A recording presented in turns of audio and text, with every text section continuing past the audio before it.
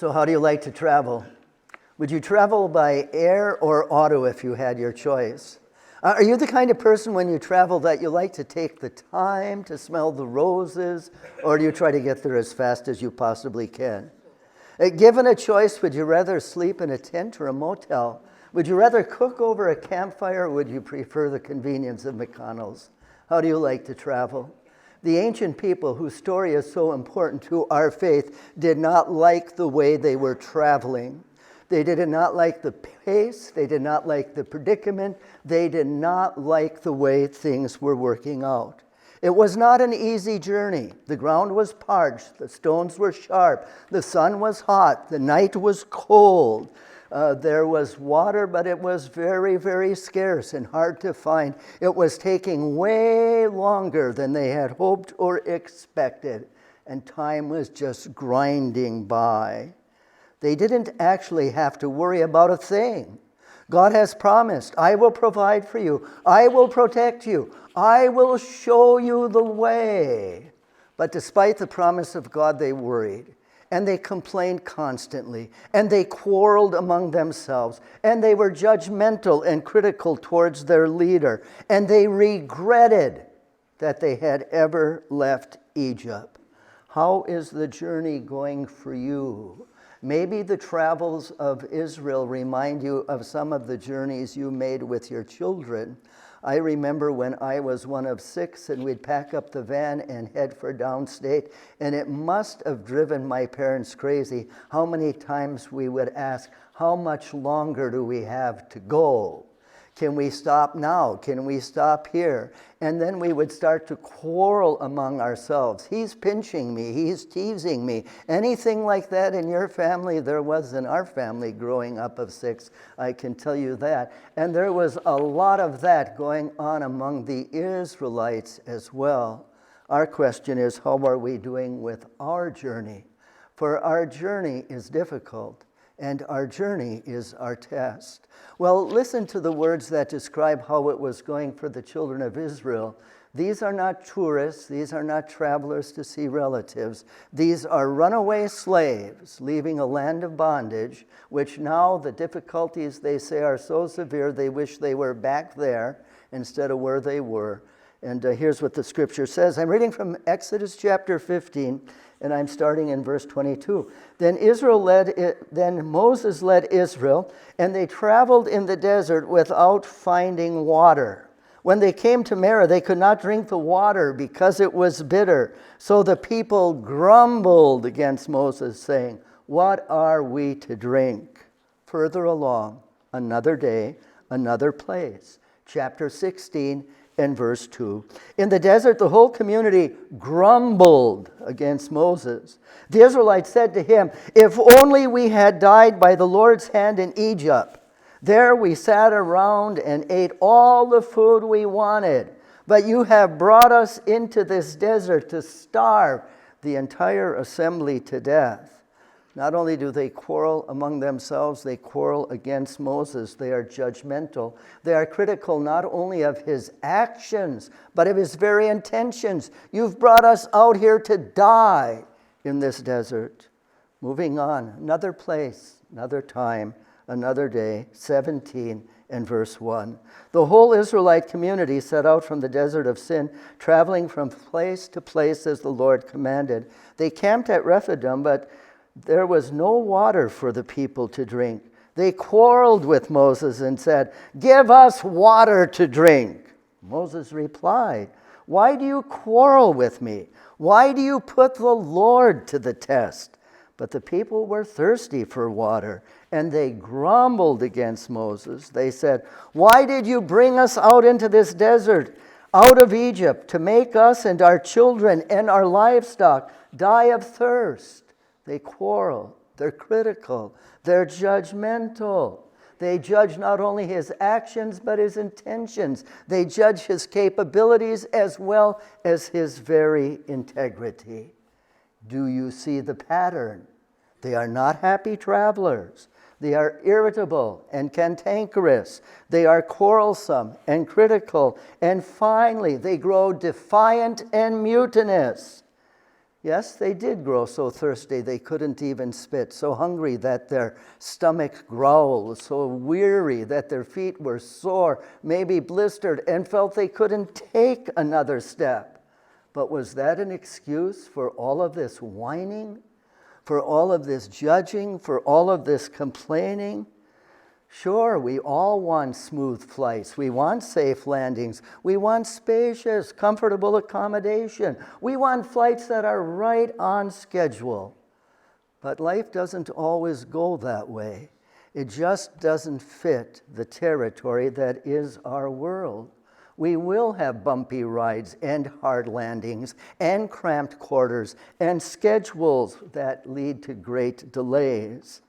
There will be seasons of testing, seasons of scarcity, seasons of adversity, days of drudgery and monotony. There will be grief and loss. It goes with the territory of this world. But what is necessary for us to travel in the Spirit of Christ? What is necessary for us to travel with joy and peace and hope? What is necessary for us to travel in harmony, in step with the Spirit? Well, it is necessary to distinguish our part from God's part. We can't do God's part, and God certainly will not do our part. Secondly, what is required of us to travel in keeping with God's Spirit is to keep the faith, to realize God will make a way, even when there seems to be no way. He works in ways we cannot see, but we are always to believe God will make a way.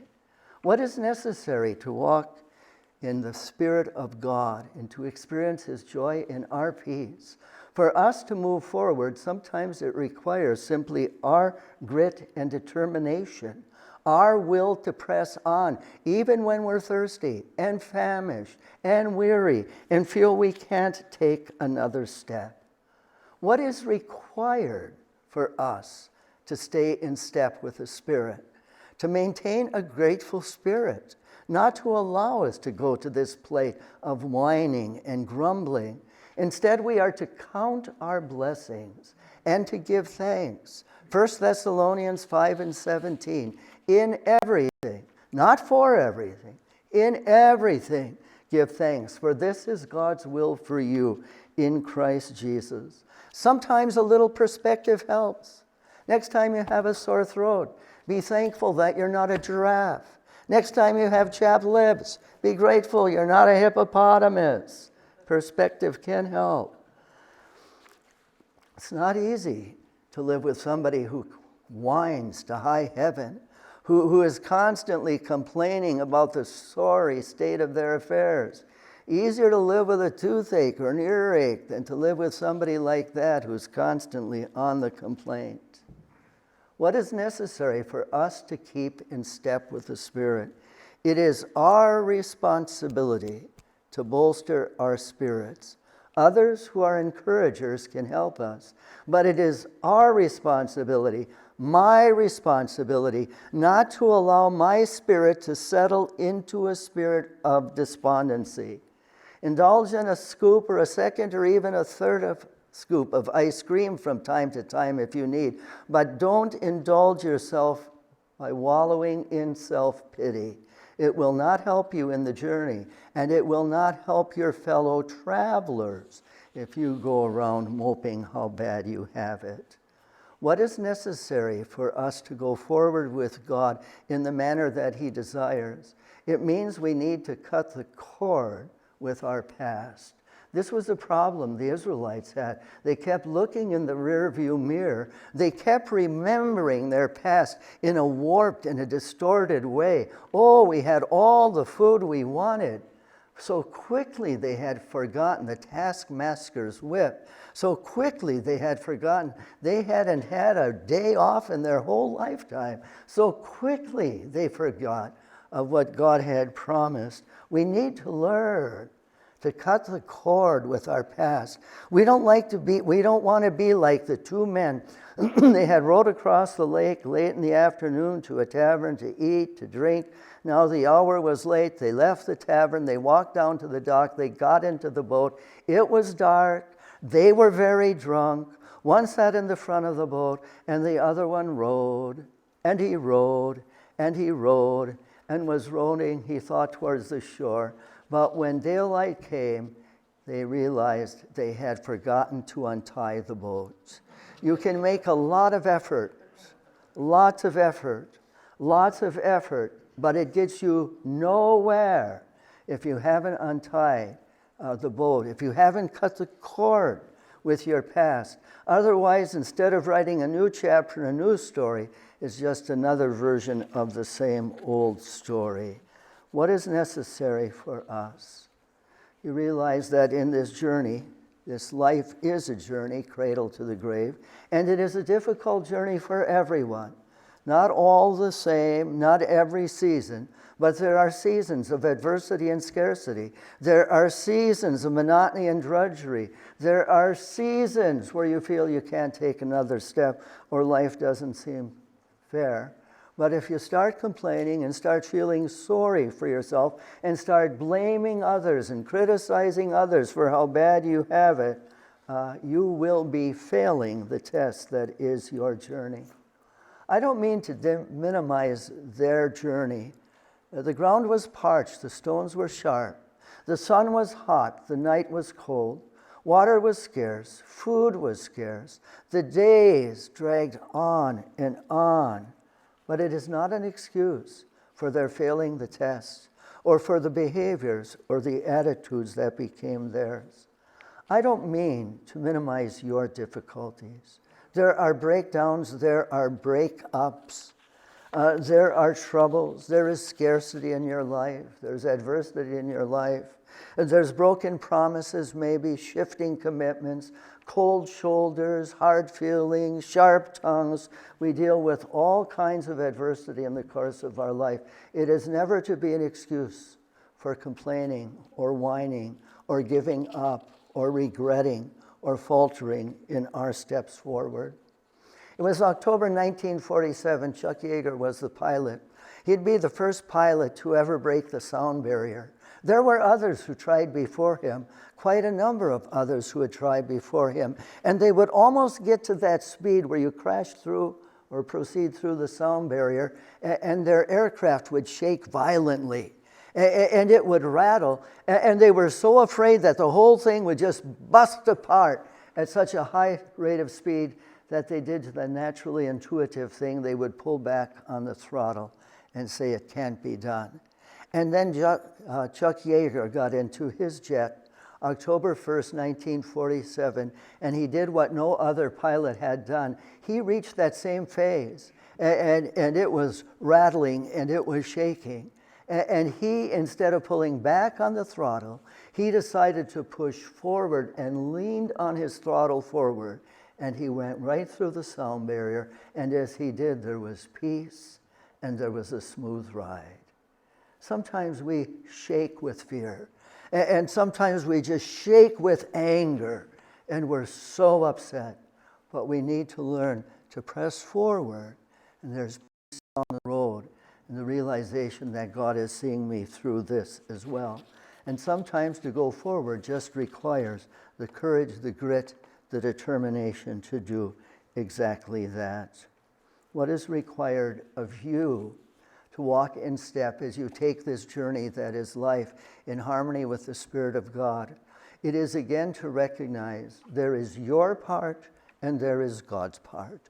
Too often we focus and complain and quarrel in our spirit against God. This is not the journey I signed up for. This is not the way I thought life would be. There is your part and there is God's part. And we need to trust God with his part, and then we need to do our part. We can't do God's part. There are times we can't make a way, but there is always a part for us to do. In Egypt was not the only place there was a severe plague of locusts. It has happened in other countries. It continues to happen to this day, on rare occasion even in our country. If you're in the field, when they come, you see it.